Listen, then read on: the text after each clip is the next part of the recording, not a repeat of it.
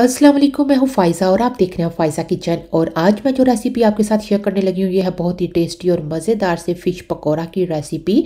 तो फ़िश पकौड़ा बनाने के लिए मैंने बोनलेस और साथ में स्किनलेस मछली ली है। तो ये आधा किलो मछली है और उसके मैंने क्यूब्स में कटिंग काट ली है।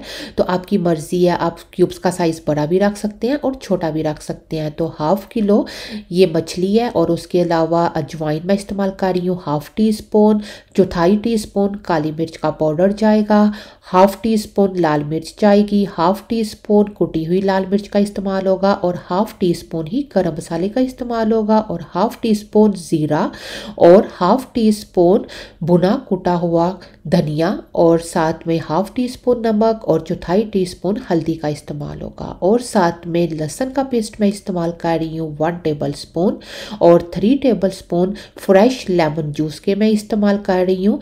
तो ये जितने भी मसाले हैं ना, ये सभी घर के जो बने होते हैं ना मसाले, वही सारे मसाले इसमें जाएंगे। तो सबसे पहले मछली में हमने ये सारे मसाले डालकर फ़िश को अच्छी तरह से मिक्स करके मैरिनेट करना है।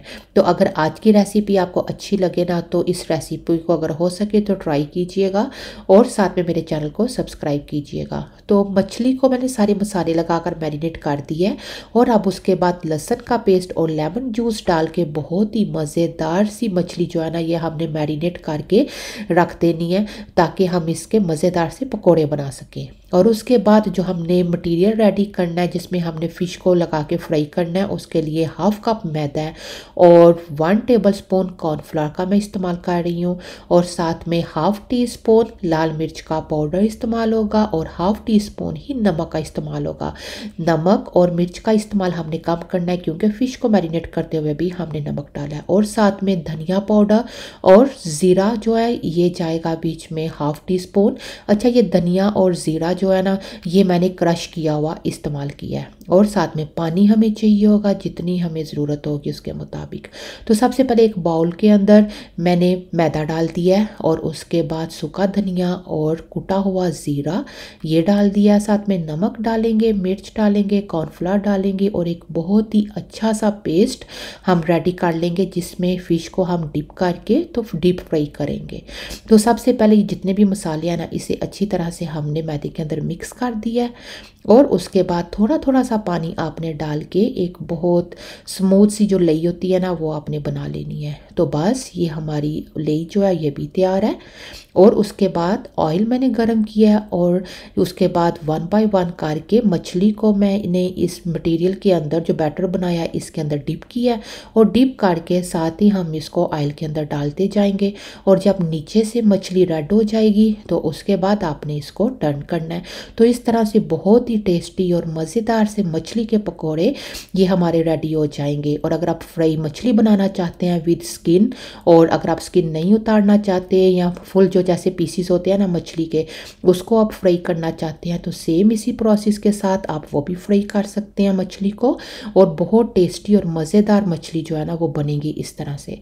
तो अब 1 बाय 1 करके इसको मैं क्यूब्स जो है इसे मैं टर्न कर रही हूँ।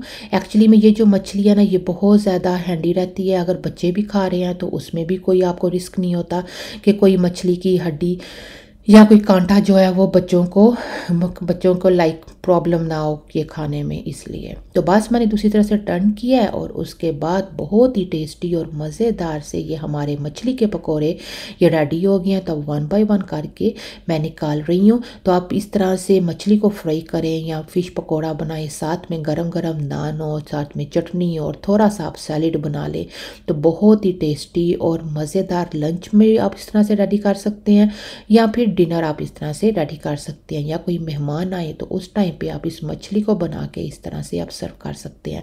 और जो हमने अंदर लहसुन का पेस्ट डाला और लेमन जूस डाला उससे जितनी भी स्मेल होगी ना मछली की वो सारी की सारी खत्म हो जाएगी। तो ये देखिए मज़ेदार से मछली के पकौड़े ये रेडी हैं।